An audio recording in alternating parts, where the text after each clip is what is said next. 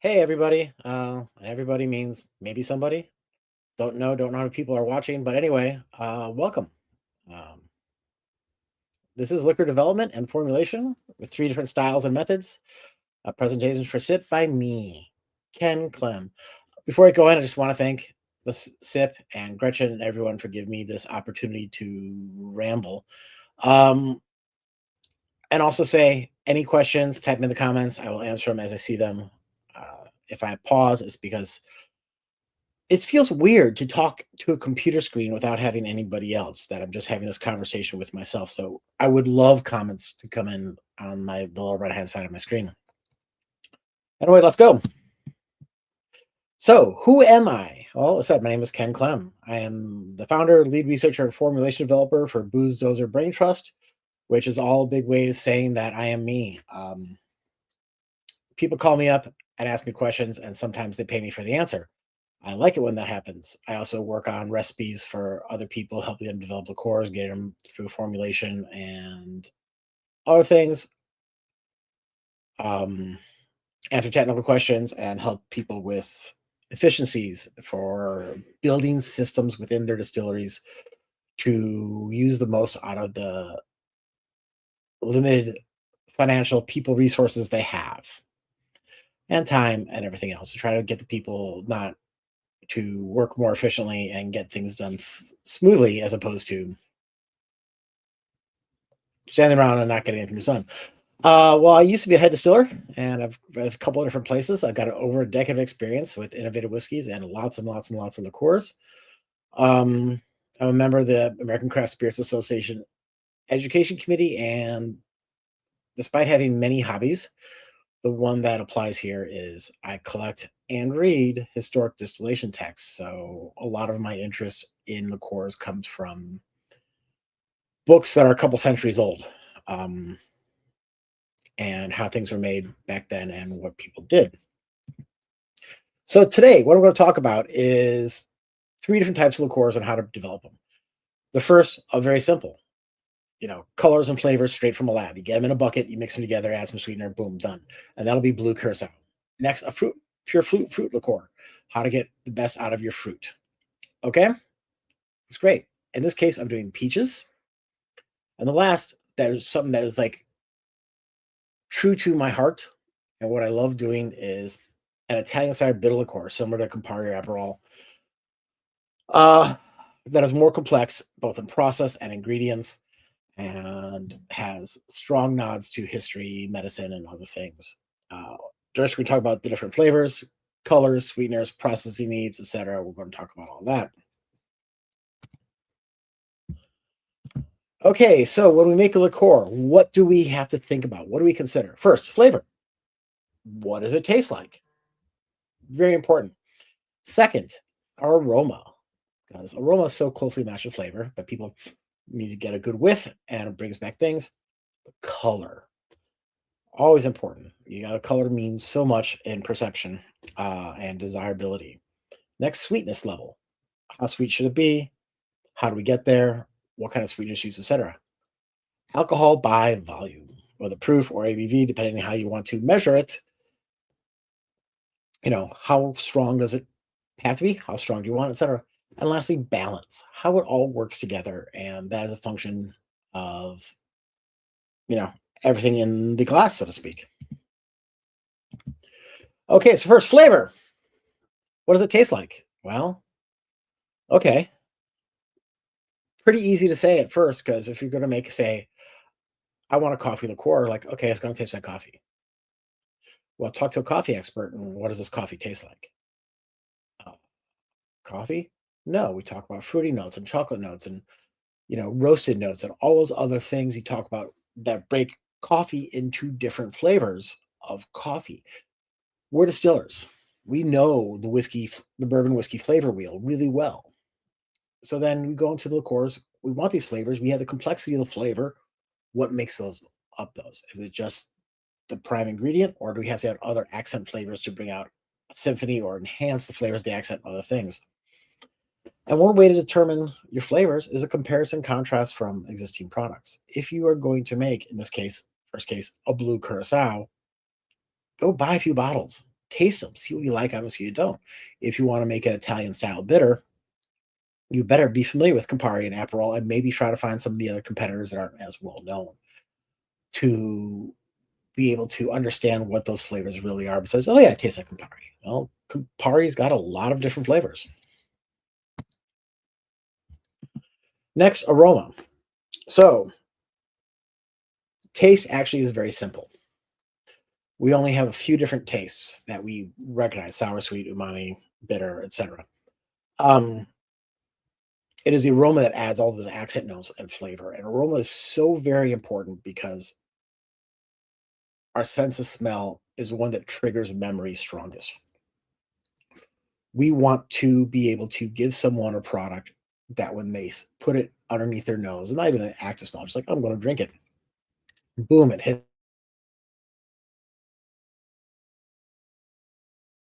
My grandparents had a peach tree.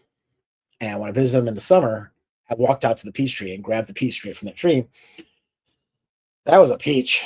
And so rarely do you get a peach like that. But I want to start bringing back that memory, the fondness of that, the the childhood memory of going to visit my grandparents on their farm in Maryland and getting that peach tree. Um, you know, but smell will give it to us more than taste, more than touch, more than hearing.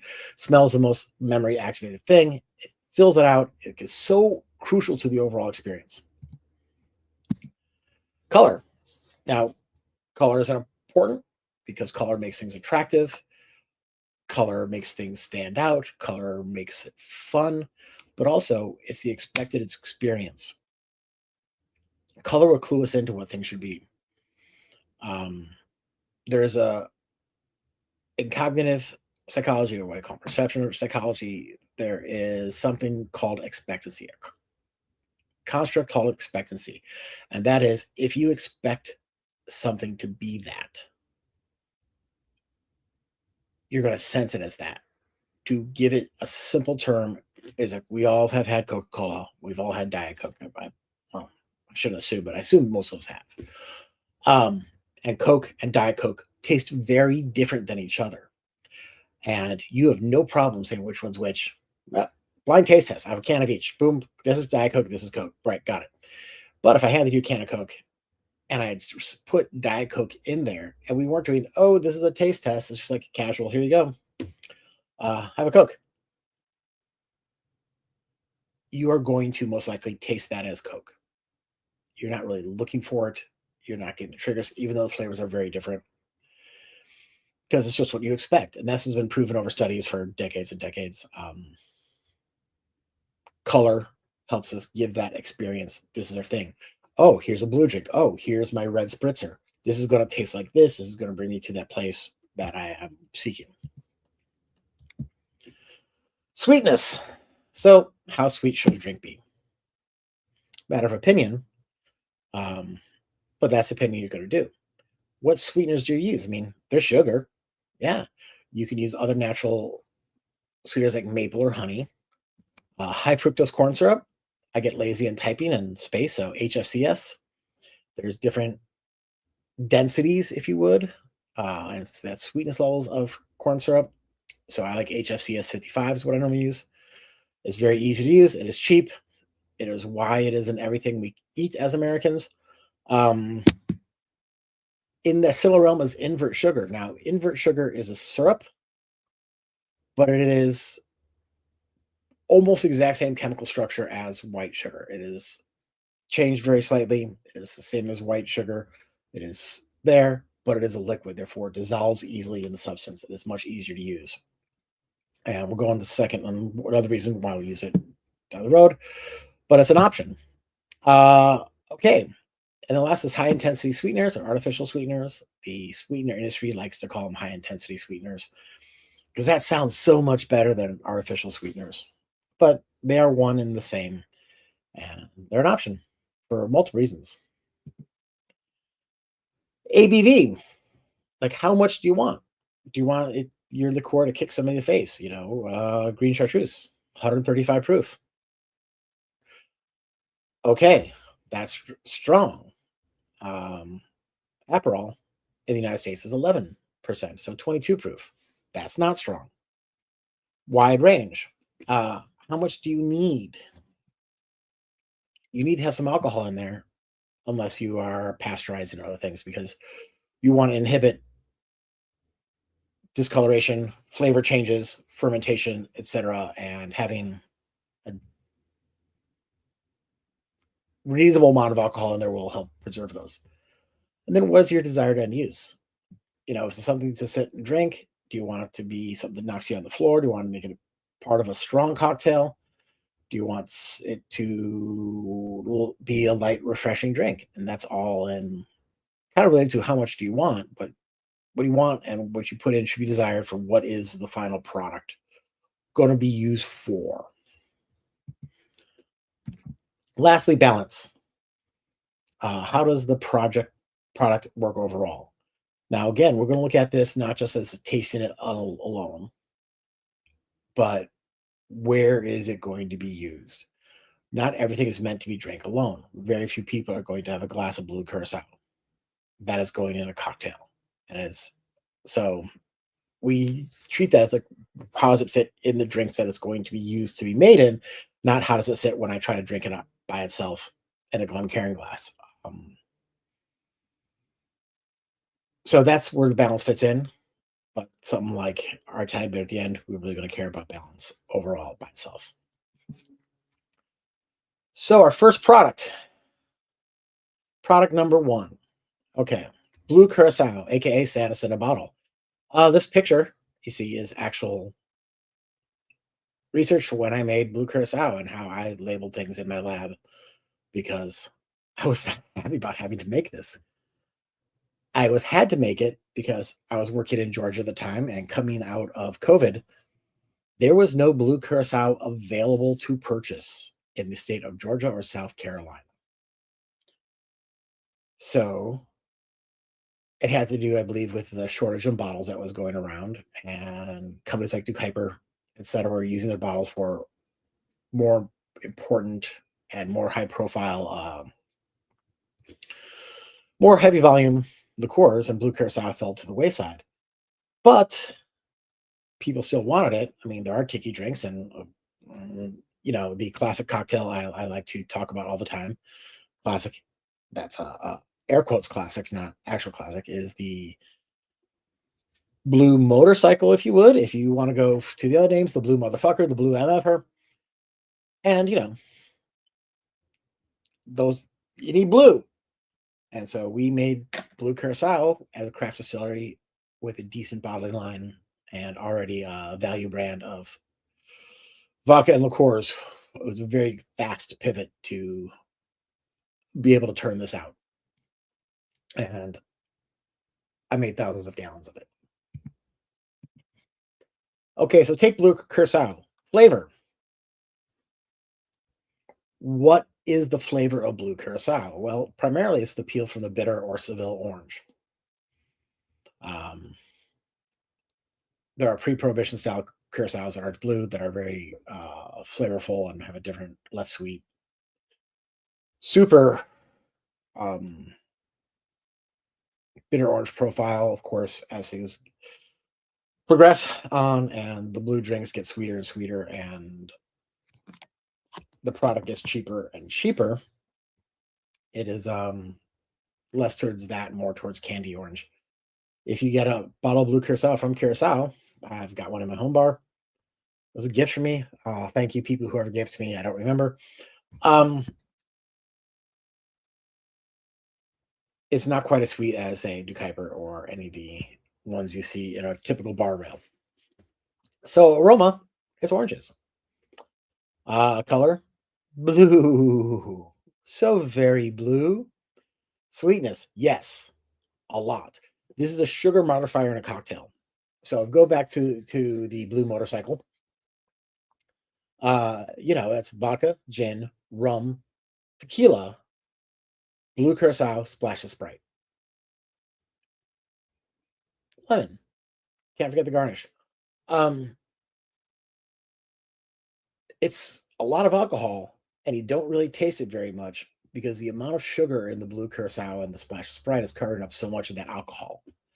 So this needs to be a very sweet drink. You'll notice on the bottom of the slide, I have little notes. Occasionally, I put these down there just for reference. Like there was 125 grams of corn syrup per liter of product.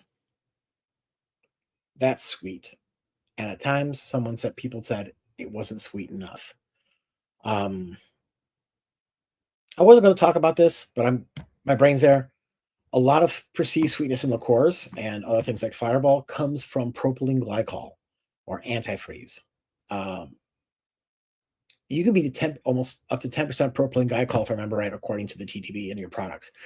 That's going to taste sweet. It's going to give you a really thick, viscous mouthfeel and feel really good, um, but not actually sweet, any sweetener. So I don't want to use that in my products. Made even when I was making rail product, I avoided that. Um, you know, if you remember a few years back, Fireball got banned from the EU because they had too much propylene glycol in it. Okay, but back to that, we use a lot of corn syrup in that one. ABV, typical ABV for this product is 15 to 25%. Most common 24. There are some non-alcoholic ones that are cheap for high volume, get people hammered bars, but that is then probably pasteurized and other things that most craft distilleries can't do. So therefore, we're going to put some alcohol in there. You can do 15%, but most common is 24. We will say, like, oh, do what everybody else is doing, 24%. These ABV choices are also, if you have 25% and not 15%, you are going to pay more for the alcohol that's in there, and you are going to pay more on the taxes on it. So that's something you need to figure out when you work the economics. Now, balance. The balance is not really, this is not really made to be drank by itself.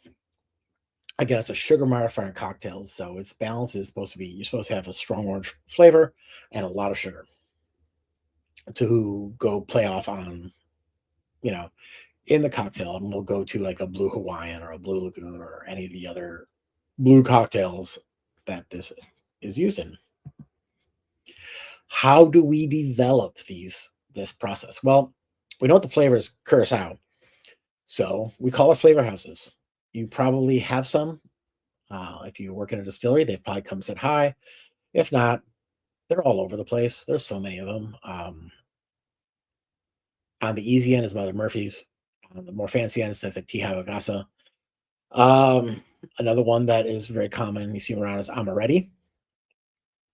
Amaretti is a little more expensive, but has low minimum order quantity, so something you might want to look at. But anyway, you call your flavor houses and said, hey, I need samples. I want to make a curacao. Can you mail me curacao samples? And you will get little bottles of curacao flavor. And you'd be amazed at how different they taste. Now, most of these samples are going to come with a suggested dosage on them already. And it might be, 0.2 of a milliliter per liter, or a milliliter per liter, should be, say, that level. What you want to do is get some really accurate measuring equipment. Get some good pipettes, big graduated pipettes, tall ones, really thin. So you have lots of measurement so you can get a good accurate measurement, because you're going to be making these things I make them in 1 liter samples. Keeps the math easy when you're working in a liter, because round numbers. So you're going to be measuring, like, I need to measure exactly 1 millimeter, because if you're a millimeter and a quarter, that's a big difference than a millimeter percentage wise. And when you expand that scale up, you will then you're able to measure that amount more accurately, but you actually add more in your sample and it's going to, or less, and you'll have too much variation. So you want to get very accurate measurements for weight and volume. Anyway, so you start making these samples, and then you add your sweetener. And at first, I would start off with just sugar, because sugar is easy. You can get a small container of corn syrup and measure that out. And sort of corn syrup you want, but at first you want to make something that tastes about right. And when you get something that tastes about right with sugar, then I would switch to corn syrup, and you can figure out how much sweeter corn syrup is and sugar by weight. But then get that. So you play around, you get the flavor profile you want, you find the sample that you want that works for you. You have that flavor, you have your sweetness. You can then work out the economics of it, because we're all working on budgets. and say, okay, well, here you go. Get the alcohol percentage right. So you're going to take your water and say, okay, we're going to do 24% alcohol. Okay, so take some GNS. If it's 95%, we're going to ballpark say and put in 250 milliliters of GNS, 1 milliliter of 1 milliliter of flavor, 125 grams of corn syrup, and I'm going to top it off to a liter with cleaned, deionized, or distilled water. Stir it up. That's my flavor sample. If it's where you want it to be, great. Okay, flavor done. Next color. Now, blue number one is pretty much the perfect blue. It's very simple for this. You can get blue number one as a powder or as a concentrated liquid. I like working out with the concentrated liquid because it's tidier, although all this stuff is powerful. If you saw the previous slide, you saw how that was 0.3 milliliters of the blue dye that I got per liter. So it is, 0.03%, I believe, blue dye, and you're not going to be able to measure that. So what I do is, okay, I get my color, I make a 1% solution. So take 10 milliliters of color into 990 milliliters of water, see what the color is. You will then take that, because that's still too bright, dilute it down again. And you can start with, okay, I can take 10 milliliters of that and put a liter. How does that work? Okay, that's not enough. So 20 milliliters of that works. And you can do the math to get what you want, to figure out what your actual percentage is, which is hard to do from concentrate when you're working on such a small scale as a liter. But when you're doing tank of 1,500 liters, let's say, it's much easier to measure out how much you need then. So get blue, great. But what if it's not the right blue? What if you want it to be a bit more to the green, or you want it to be a bit more to purple? Well, then you have to play color mixing, and I could talk color theory for hours. I went to art school. I had classes and classes on color theory, both in painting and photography. So this is fun for me. But yeah, you have to add colors. If it's too intense, in other words, it's just too much blue, I want to dim it back, then you add colors from the opposite end of the color wheel. So the opposite of blue is orange. So you add a little bit of orange, and that'll gray it out, brown it out, mute it a bit, so it's not as intense. But for blue curacao, pretty much you'll be straightforward. Blue number one, bam. You should be just fine with that.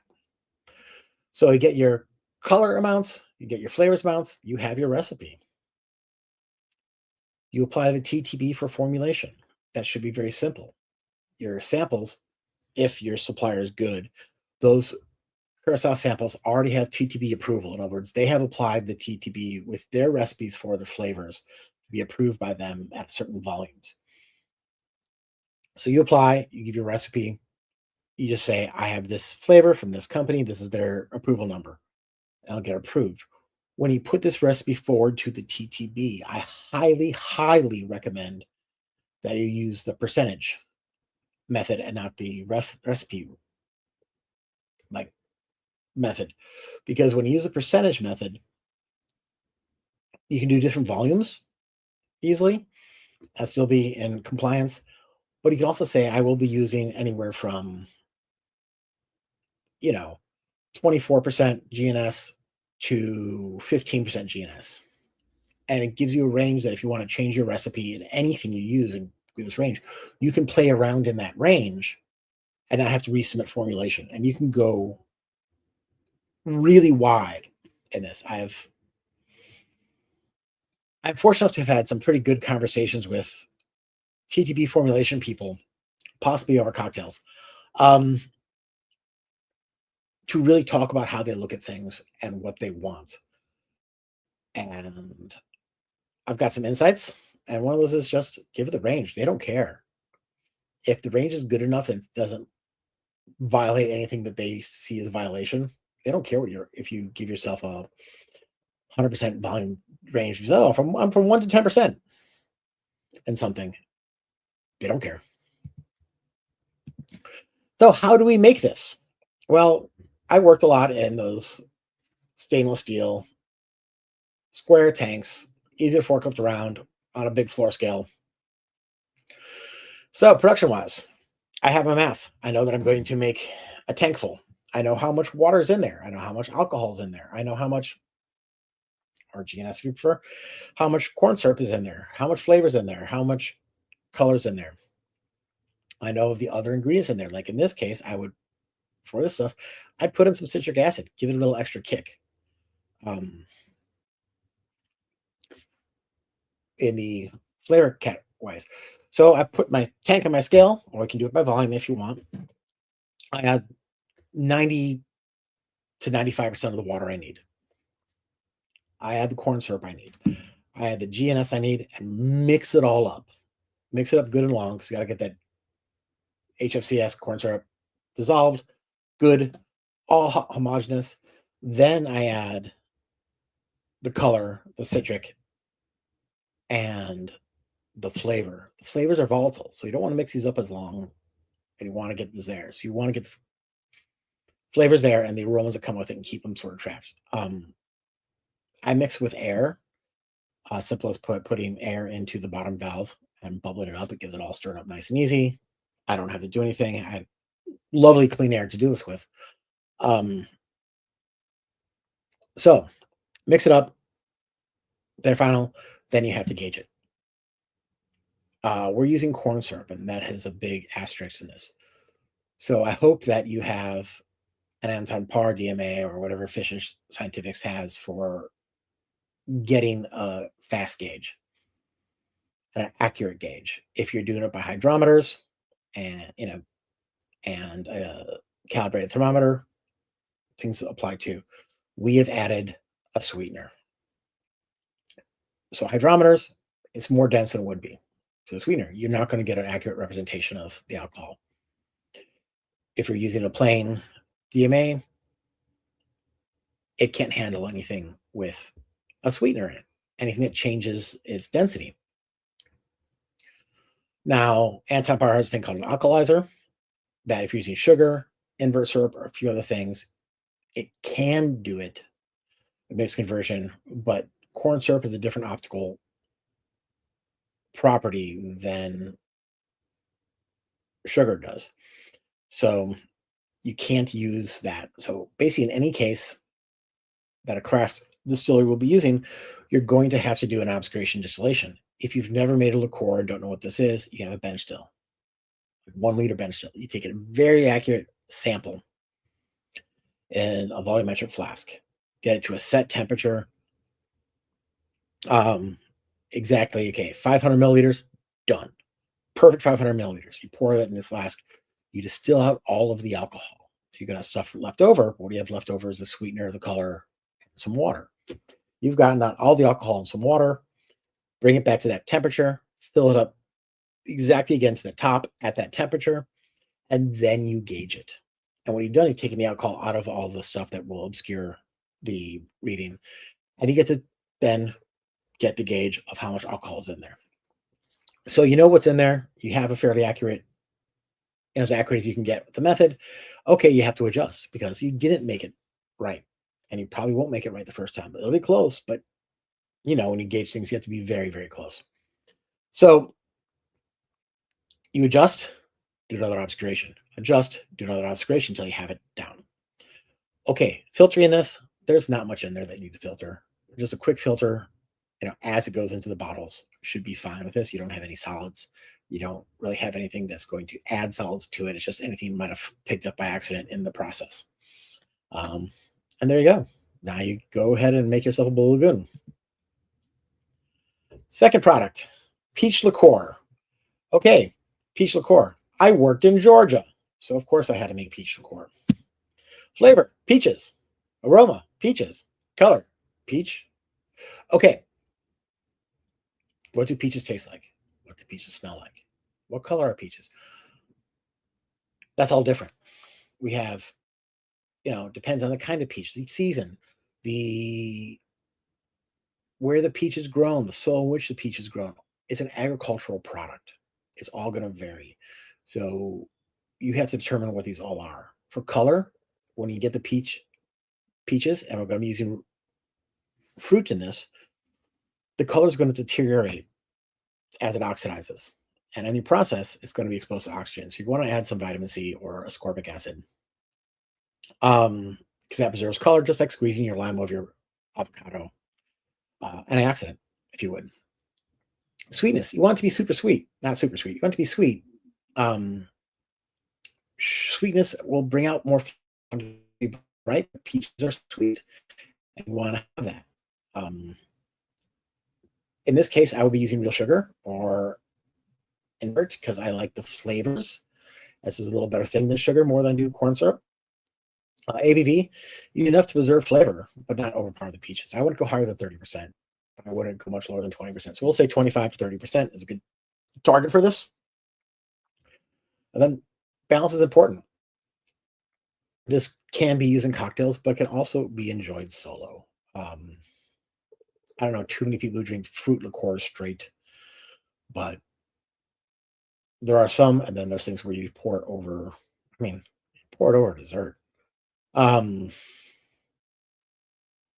you got to care about that. You want it to taste good on its own. So we'll talk about this in a bit, but what I made this process, I used peach puree, and I was using 110 grams per liter of peach puree and white sugar, 90 grams per liter.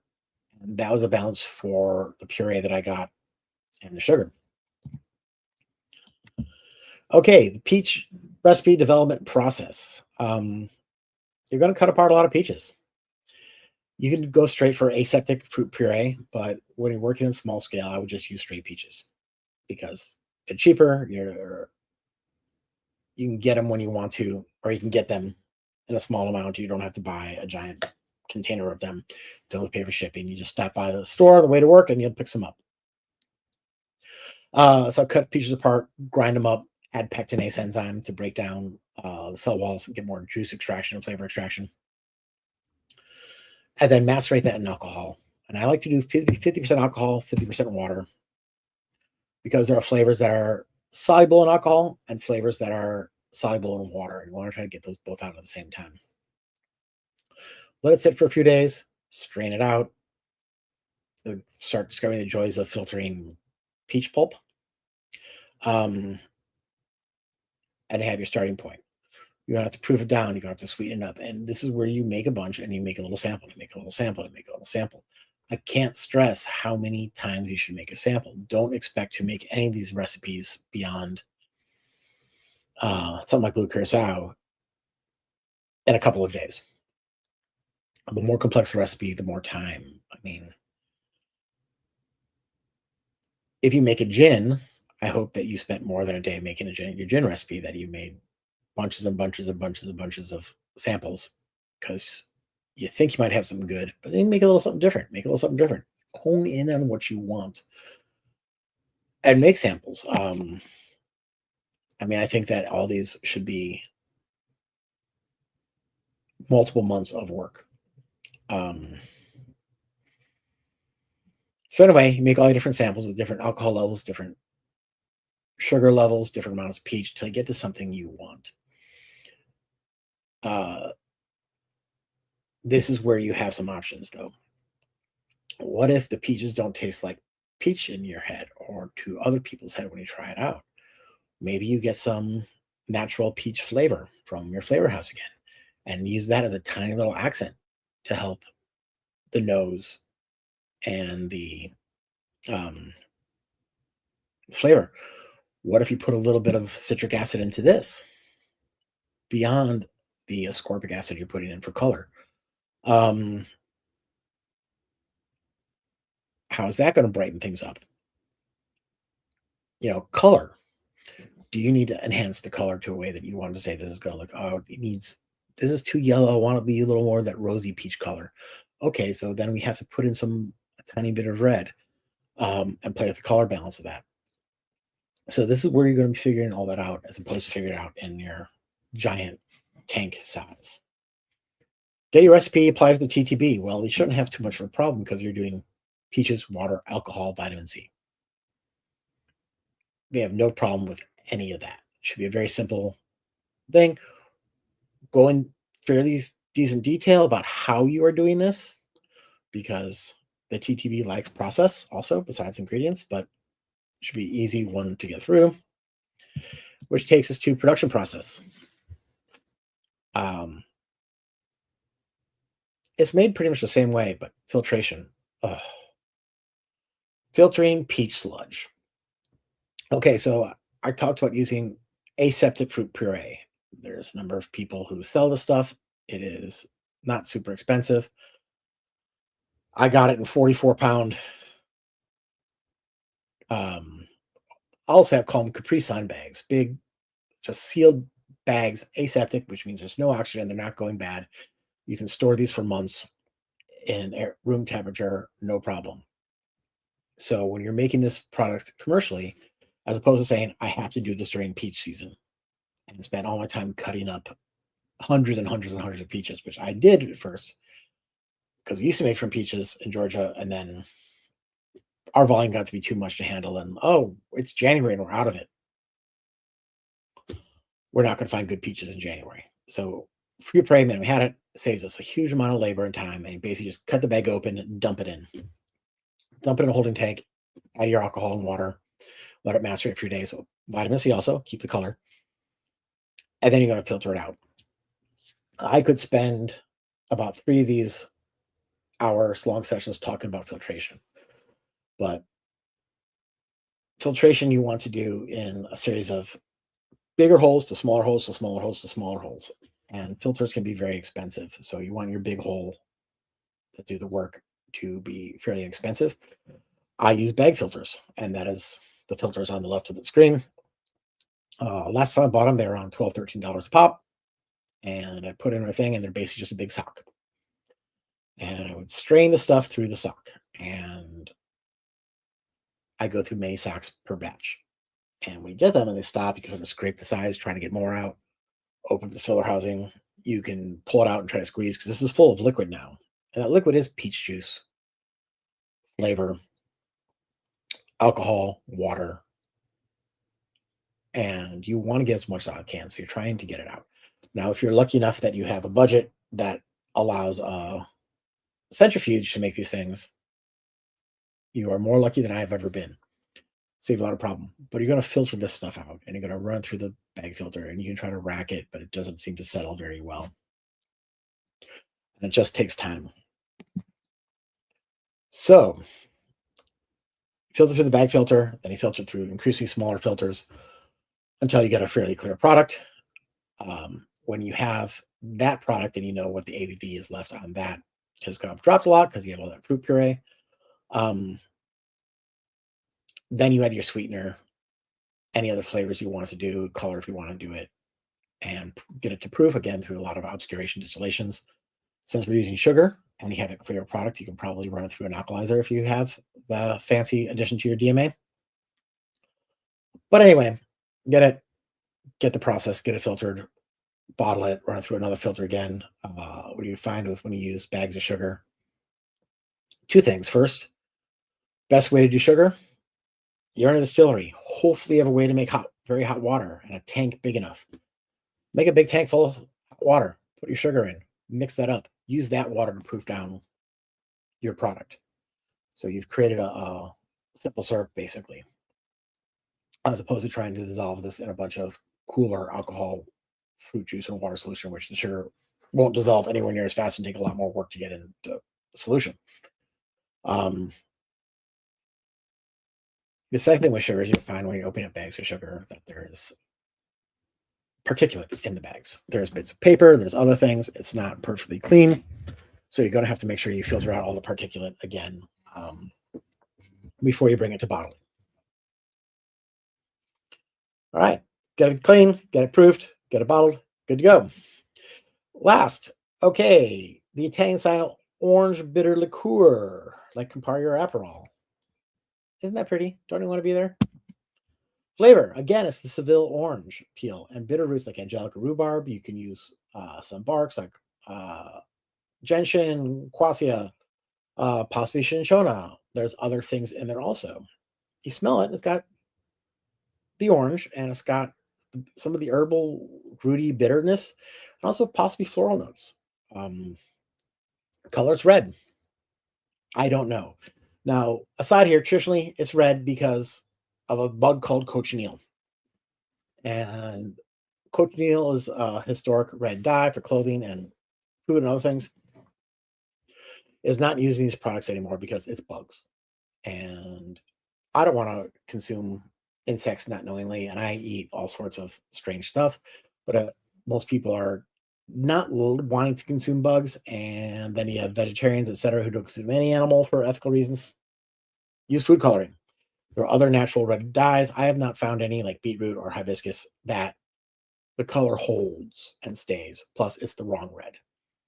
Um, so you're going to use red food coloring. ABV, Aperol, 11% United States, 15% in Germany. I know why. Won't go into that. Campari, sitting around 30%, depending on where it's sold. So that's your range, and depending where you want it to be. Do you want it to be more Aperol, really light spritz, or something more strong for Negroni, etc. Balance, critical. These are meant to be drank alone by a European palate, which some of us have sophistication. Now, Americans like things much sweeter than Europeans in general. Um, so there'll be a lot more bitter, a lot more complexity to this than anything else we've talked about. And that is a lot. There's a huge realm to play in with the different flavors and sweetness levels. This should take months of work and dozens of samples, if not more. Okay, so development process. I use my bench still a lot. That's to the left. To the right and the center, that is the lovely cochineal red bug. That red looks really familiar, doesn't it? So I make everything of that. Now, this recipe is our first distilled liqueur. And this one is traditionally made with a maceration, a distillation, and then a second maceration. So it's going to take time. I like to macerate for anywhere from 3 days to a week. Distill it, add your second thing, macerate 3 days a week. So I'll use the dried orange peel. I'll put in my bitter roots and other strong flavors. Distill that, get the sample out, macerate again with more orange peel, maybe some sweet orange peel, maybe try some lemon peel or some other peels or there. I want a little bit of floral notes, so I'll add some orange blossom water or just dried orange blossom. Maybe add in some of the other accent-y herbs and bitters that I want in there. Let it macerate, clear it out, then play with sweetness levels. I would use real sugar again and color. This can take months, if not a year, to do. I have to emphasize that, especially if you're going, a week or two between adjustment of samples. It's just going to take time. Give yourself time. If you've got something you think is good, try things that you go farther in certain flavors because maybe that's going to give you something totally better and you don't think it is. If you want to overshoot and then bring all the flavors back, overshoot and bring the flavors back, and learn what each flavor does. Learn what gentian tastes like. Learn the difference between rhubarb and angelica in the roots. So you can then play with those as flavors. How does orris root work in? How does peony root work in? All flavors that you can put into your products. So, production process. Lots and lots of herbs or roots, lots of orange peels. Once again, macerate. I like to say again, 50% alcohol, 50% water, bring it up, distill it. After maceration, distill it. Take it, second maceration, strain all that out, sugar, real sugar again, color, everything we've done before, filter. It's not hard to filter this one because there's no really, it's not like the peach with botch things. It should be a pretty quick filter, but still use a bag. I'm talking fast because time is coming to an end and so applying this recipe to the TTB for formulation. You have to make sure that everything you use is on their GRAS list, generally recognized as safe. When you put something in, say what it is, common name, but also genus and species. Common names are different. Different things are different common names. You want to be very specific about what you have. In process, go into painful detail. Again, in conversation with employees of the TTB, I've been told that when they see something that is written in incredible detail. There is the perceived, oh, these people know what they're doing. These people are following things. And they do say sometimes they get bored and skim. Uh, but it's giving them that confidence that you know what you're doing. Spend that extra 20 minutes on your formulation. So they're not seeking for something to dig you forward, like, oh, they start with the perception of this person is competent. I'm going to do it. You're going to look at your recipe, the thing, but process done. You know, every time I say add water, I talk about adding reverse osmosis water or adding distilled water. I just go into that level of detail over and over and over again because I don't want them to, I don't want a formulation to come back and have me rewrite it. I want this and wait the time for that formulation to come back. I want to get this moving as fast as I can. So everything's mixed up, distilled, mixed up, macerate again, filtered, boom, into a bottle. Yay, done. Okay, so time. You've listened to me for about 46 minutes now. Thank you for putting up with me. I don't see any questions in the comments. I hope this is giving you a general overview of how to start making liqueurs. Once again, no questions. So, final slide. Questions. Now, anybody who's watching this now and has questions or watching it as it's recorded has questions, email me, please. That's my name. I get others drunk at email.com. I'm putting a plea here. Ask questions. Become friends with fellow distillers. Ask me questions. There are many questions that I will answer for free, but part of my income is getting paid to answer questions. So, but I won't guarantee I'm going to charge you for every answer. If you do, I'll tell you what you want help. I will tell you what that costs. But for the most case, my plea is make good product. Especially now in craft distilleries, when we need to have every fan we can get, and we still need to get more fans of craft spirits. If someone comes to a distillery on vacation or goes to a local craft distillery and they try something and it's bad, they're not going to try the next craft distillery down the road. They're going to give up on craft spirits altogether and go back to saying, well, I can drink Tito's.